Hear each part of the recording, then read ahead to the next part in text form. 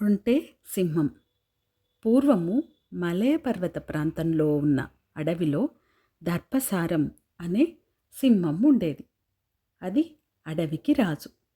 పులి, నక్క, కాకి దానికి మంత్రులు. కాకి అడవి చుట్టూ ఎగిరి వచ్చి అడవిలో ఉన్న విశేషాలను సింహానికి చెప్పేది. నక్కేమో చుట్టుపక్కల తిరిగి సింహానికి మంచి ఆహారం ఎటువైపు ఉన్నదో చెప్పేది. పులి సింహం నిద్రపోతున్నప్పుడు మరే జంతువు వచ్చి దాని నిద్ర పాడు చేయకుండా కాపలా కాచేది. కాకి, పులి, నక్క ఓ సాయంత్రం పూట అడవిలోకి విహారానికి బయలుదేరాయి. ఆ మూడు అలా అడవిలో నడుస్తూ ఉంటే అన్ని జంతువులు వాటికి వినయంగా నమస్కారం చేస్తూ పక్కకి తప్పుకొని పోతుంటే ఆ మూడింటికి గర్వంగా అనిపించింది. ఆహా! దర్పసారం మహారాజుకి మంత్రులమైనందులకే కదా ఈ జంతువులన్నీ ఇంత వినయ విధేయతలు చూపిస్తున్నాయి అని మనసులోనే సింహానికి కృతజ్ఞతలు తెలుపుకున్నాయి. అలా ఆ మూడు కొంత దూరం నడిచేసరికి వాటికి ఒక ఒంటె కనిపించింది. ఓ ఒంటె, నీవెవరు? ఈ అడవిలోకెందుకొచ్చావు అంటే పులి గాండ్రించింది. దానికి ఒంటె భయం భయంగా ఈ మూడింటి వంక చూస్తూ, అయ్యా, నా పేరు క్రమేరుకం. ఈ అడవి పక్కన ఉన్న రాయమల్లులోని వర్తకుడి ఇంట్లో ఉంటే దానిని. ఆ వర్తకుడు నాకు తగినంత విశ్రాంతి ఇవ్వక, ఆహారం పెట్టక చాకిరీ చేయిస్తుంటే అది భరించలేక ఈ అడవిలోకి పారిపోయి వచ్చాను. మీరు ముగ్గురు చూడబోతే మంచివారిలా ఉన్నారు. దయచేసి నన్ను కూడా మీ స్నేహితుడిగా భావించండి అన్నది. దానికి కాకి, నక్క, పులి సరే అన్నాయి. ఆ మూడు కలిసి ఒంటెను తమ రాజైన సింహం దగ్గరకు తీసుకెళ్ళాయి. సింహం ఒంటెను కొన్ని ప్రశ్నలు అడిగి ఒంటె చెప్పిన సమాధానాలకి తృప్తిపడి దాని మీద నమ్మకం కలిగి దానిని తన ప్రధానమంత్రిగా నియమిస్తున్నట్లు ప్రకటించింది. ఒంటెను ప్రధానమంత్రిగా నియమించడం కాకి, నక్క, పులికి అసూయ పుట్టించింది. చూసారా మిత్రులారా, ముందొచ్చిన చెవుల కన్నా వెనకొచ్చిన కొమ్ములు వాడి అన్నట్లుగా ఇంతకాలం మనం మన రాజుని కనిపెట్టుకుని ఉంటే మనకి దక్కింది బోడి మంత్రి పదవి. ఇలా వచ్చిందో లేదో అలా ప్రధానమంత్రి పదవి కొట్టేసింది ఈ ఒంటె. మొత్తానికి అదృష్ట జంతకురాలు. ఇక రేపటి నుంచి ప్రధానమంత్రి గారు మన మీద పెత్తనం చెలాయిస్తారు కాబోలు అంది కాకి ఎగతాళిగా. అలా చేస్తే నేను ఊరుకోను అంది పులి. నేనూ అంతే అంటూ వంత పాడింది నక్క. ఇక ఆ రోజు నుంచి పులి, నక్క, కాకి పైకి ఒంటెతో నవ్వుతూ మాట్లాడుతూ ఉన్నా లోపల మాత్రం ఒంటె మీద కత్తులు నూరేవి. పాపం ఇదేమీ తెలియని ఒంటె ఆ మూడింటితోనూ ప్రేమగా ఉండేది. ఒకనాడు సింహానికి జబ్బు చేసింది. వారం రోజులైనా సింహానికి ఆ జబ్బు తగ్గకపోవడంతో అది కాకి, నక్క, పులులను పిలిచి, నేను బయటకు వెళ్ళి ఆహారం తెచ్చుకోలేను కనుక మీ ముగ్గురు నాకు ఈ జబ్బు తగ్గేదాకా ఆహారం తెచ్చిపెట్టండి అంది. మహారాజా, మేం ఏపాటి వాళ్ళం? మీరు తినగా మిగిలిన ఎంగిలి మాంసం తిని బ్రతికే వాళ్ళం. మేం మీకు ఆహారం తెచ్చిపెట్టగల వాళ్ళమా అంది నక్క. ఏం చెయ్యను, నా పూర్వజన్మ కర్మ కొద్దీ ఈ రోగం వచ్చింది నాకు. ఇది తగ్గేదాకా తప్పదు. మీరు తీసుకురాగలిగినంత తీసుకురండి అంటూ చెప్పింది సింహం. అప్పుడు మూడు సరేనంటూ సింహం ఆహారం కోసం వేటకు బయలుదేరాయి. దారి మధ్యలో కాకి, చూసారా మిత్రులారా, మన రాజు తనకి ఆహారాన్ని వెతికి తెచ్చే పని మనకి మాత్రమే చెప్పాడు. ఆ ఒంటెకు మాత్రం ఏ పని చెప్పలేదు. ఎంతైనా అది ప్రధానమంత్రి కదా అంది. నిజమే అంటూ తలాడించాయి పులి, నక్క. అప్పుడు వెంటనే కాకి, మిత్రులారా, మనం ఒంటెను ఇలాగే వదిలేస్తే చివరికి మనం సింహంతో పాటు ఒంటెకు కూడా చాకరీ చేయవలసి వస్తుంది అంది కాకి. అవునవును అంటూ కాకి మాటలకి వంత పాడింది నక్క.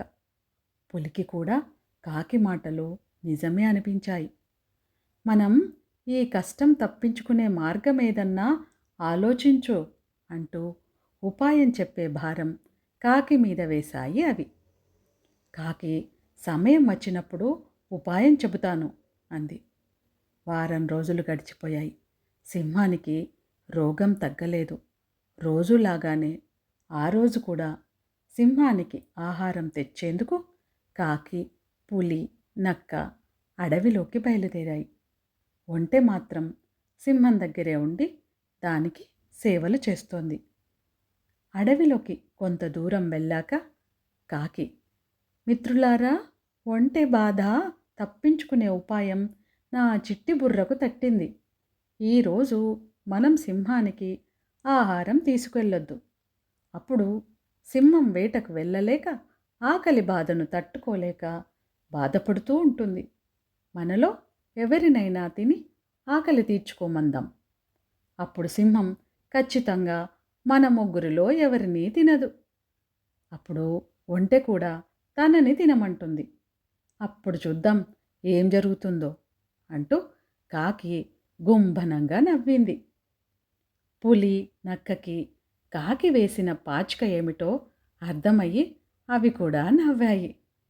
మధ్యాహ్నం దాకా అడవిలో అటూ ఇటూ తిరిగి తమకు మాత్రం ఆహారం సంపాదించుకుని వట్టి చేతులతో సింహం గువ్వకి వచ్చాయి ఆ మూడు. సింహం వాటిని చూస్తూనే, ఇంత ఆలస్యమైందేం? సరే కానియండి, ముందు నాకు ఆహారం పెట్టండి, బాగా ఆకలేస్తోంది అన్నది. వెంటనే కాకి, క్షమించండి మహారాజా, ఈ పూట మీకు ఆహారం తీసుకురాలేకపోయాము. అడవిలో ఎంత వెతికినా ఒక్క జంతువు కూడా మా కంటికి కనిపించలేదు అంది వినయంగా. అయ్యో, ఈ రోగం బాధకు ఆకలి బాధ కూడా తోడయింది. ఈ రెండు బాధలతో ఇలా బ్రతకడం కంటే ఒక్కసారి చచ్చిపోతే బాగుండును అంది సింహం. అప్పుడు కాకి, అంత మాట మీ నోటి వంట రాకూడదు మహారాజా. మేముండగా మిమ్మల్ని ఆకలి బాధకు బలి చేస్తామా? నన్ను చంపి మీ ఆకలి తీర్చుకోండి అంది కాకి. నువ్వు భలేదానివి. మా జాతి ఎప్పుడైనా పక్షులను చంపి తిన్నదా? ఆ ధర్మం నేను తప్పినా నువ్వు నా పంటి క్రిందకు కూడా చాలవు అంది సింహం. వెంటనే నక్క ముందుకు వచ్చి, మహారాజా, నన్ను చంపి తినండి అంది. ఆఖరికి నా కర్మ ఇలా కాలింది. నేను వదిలేసిన ఎంగిలి మాంసం తిని బ్రతికేదానివి నువ్వు. అలాంటి నిన్ను చంపి నా ఆకలి తీర్చుకోవాలా అంది. ఇక పులి తన వంతు వచ్చింది అనుకుంటూ సింహం ముందుకు వచ్చి, మహారాజా, ఈ రెండింటి విషయంలో మీరు చెప్పింది అక్షరాల సత్యం. ఈ రెండు మీకు ఆహారం కాదగినవి కావు. అందుకే నన్ను చంపి మీ ఆకలి తీర్చుకోండి అంది. నువ్వు మాత్రం ఏం తక్కువ? నీ ఆహారం కోసం చిన్న చిన్న జంతువులను కూడా చంపి తిన్న పాపాత్మురాల్వి. నిన్ను చంపి ఆకలి తీర్చుకుని బ్రతకడం కంటే ఆ ఆకలితో మరణించటమే మేలు అంది సింహం గంభీరంగా. ఇక అప్పుడు సింహంకి సేవలు చేస్తున్న ఒంటె కూడా ఈ సంభాషణ మొత్తం విన్నది. మహారాజా, నాదొక విన్నపం. మీకు అభ్యంతరం లేకపోతే నన్ను చంపి మీ ఆకలిని తీర్చుకోండి. నేను తెలిసి ఎవరికి ఏ అపకారం చేయలేదు.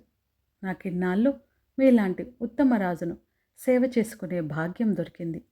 చివరికి నా మరణం కూడా తమలాంటి ఉత్తముల ప్రాణాలను కాపాడగలిగితే అదే చాలు అంటూ వినయంగా ప్రాధేయపడింది. దాని మాటలు విన్న సింహం కొద్ది క్షణాలు మౌనంగా ఉండిపోయి ఆ తరువాత కాకి, నక్క పులిని చంపేసింది. అప్పుడు అంటే మహారాజా అవి తమని తినమని అడిగితే వద్దన్నారు. కానీ ఆ తరువాత మీరే వాటిని బలవంతంగా ఎందుకు చంపేశారు అని అడిగింది. ఈ సింహం, ఆ మూడు స్వార్థంతో నిన్ను చంపాలని కుట్ర పన్నాయి. అయినా నువ్వు అమాయకత్వంతో ప్రాణత్యాగానికి సిద్ధపడ్డావు. అలాంటి భజనపరులైన సేవకులు కావాలంటే ఈ అడవిలో చాలామంది దొరుకుతారు. కానీ నీలాంటి ఉత్తముడైన మిత్రుడు సేవకుడుగా దొరకడం నా అదృష్టం.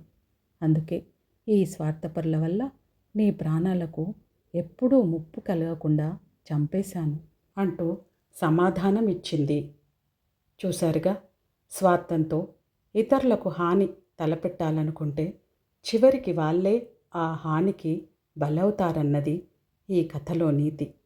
ఉత్తములనెవ్వరూ ఏమీ చెయ్యలేరు. వాళ్ళకెప్పుడు మంచే జరుగుతుంది. అందుకే మనం ఇతరులకు చెడు కలిగించే పనులను ఎప్పుడూ చెయ్యరాదు అన్నదే ఈ కథలో నీతి. దీనిని అందరూ ఆచరిస్తే సుఖశాంతులు లభిస్తాయి. ఈ కథ మీకు నచ్చినట్లయితే ఒక లైక్ చేసి షేర్ చేయండి. అందరికీ వినిపించండి ఇలాంటి కథలు. ధన్యవాదాలు.